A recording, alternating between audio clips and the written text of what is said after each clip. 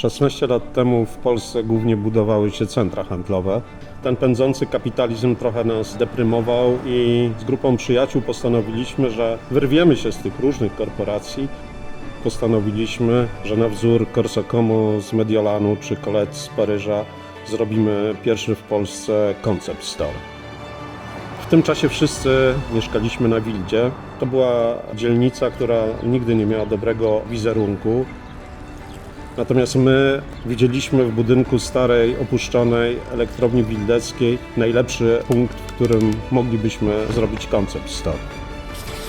Ja z Agnieszką wcześniej studiowałem historię sztuki, więc zdawaliśmy sobie sprawę, jaki potencjał jest w poprzemysłowej architekturze. No ale ostatecznie nikt z naszych przyjaciół nie wpisał się w spółkę, która podpisała umowę na wynajem tej przestrzeni. Nazwaliśmy to miejsce Spot i postanowiliśmy, że jego sercem będzie restauracja. W tym czasie takimi najważniejszymi prądami, które napędzały gastronomię, był ruch Slow Food oraz New Nordic Cuisine. Postanowiliśmy, że to będzie lokalność pomieszana z egzotycznymi smakami. W Polsce obecne są w zasadzie już wszystkie kuchnie świata, tego czego nam najbardziej potrzeba, do kreatywnej kuchni polskiej i taką obecnie staramy się tutaj pokazać.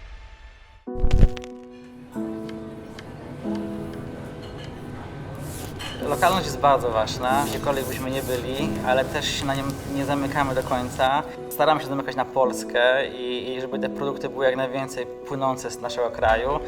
Staramy się brać dobry składnik na warsztat i po prostu jak najmniej go zniszczyć. To jest takie priorytet dla mnie. To jest dla mnie bardzo ważne, ponieważ bardzo doceniam tą pracę tak samo rolników czy innych osób, które zajmują się produkcją, uprawą różnych produktów dla nas. Oprócz lokalnych dostawców czerpiemy też dużo z naszego ogrodu. Mamy tam masę ziół, dużo kwiatów, więc to jest też taki fajny aspekt restauracyjny, który zachowujemy i który się chwalimy. Od jakiegoś czasu pracujemy z osobą, która zbiera w Biurze Krakowsko-Częstochowskiej trufle. Na pewno muszę powiedzieć, że się bardzo cieszę z takich sytuacji i że mamy możliwość i te produkty są właśnie coraz bardziej doceniane, odkrywane i szukane w naszym kraju. Ona wcale nie jest gorszą truflą od tej trufli jesiennej włoskiej. My na tą chwilę mamy delikatny krem z kalafiora z mocno podbitą truflą polską oraz takim tabule z kalafiora, ale jestem pewien, że pojawi nam się dużo więcej interesujących dań. Profitujmy ten czas, że ona jest. Na pewno mogę powiedzieć o daniu, które zostało w pewnym czasie bardzo docenione przez naszych gości. To jest nasz konfitowany bakłażan w miodzie z musem z koziego sera. Do tego dajemy troszkę żelu cytryny, świeżego tymianku. To jest danie na pozór proste, ale ta kalibracja między skarmelizowanym bakłażanem, tym delikatnym musem z koziego sera i tą kwasowością cytryny tak daje nam naprawdę coś fajnego na podniebieniu.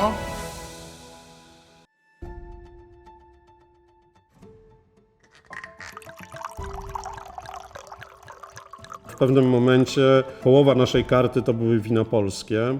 Nie opuszczając oczywiście polskiego wina, sami staramy się robić wino po to, żeby wiedzieć, jak trudno i ile pracy trzeba włożyć w to, żeby wino znalazło się w naszym kieliszku w restauracji. Polskie winiarstwo rozwija się bardzo dynamicznie. W tym momencie mamy 850 hektarów i około 600 winnic, które są rozlokowane w całej Polsce, natomiast głównie to jest Małopolska i Dolny Śląsk. Polscy winiarze przechodzą z hybryd, czyli z Solarisa i Regenta, które nadal są bardzo modne i popularne, na winorośl szlachetną Vitis vinifera, czyli Rieslingi, Chardonnay, Pinot Noir.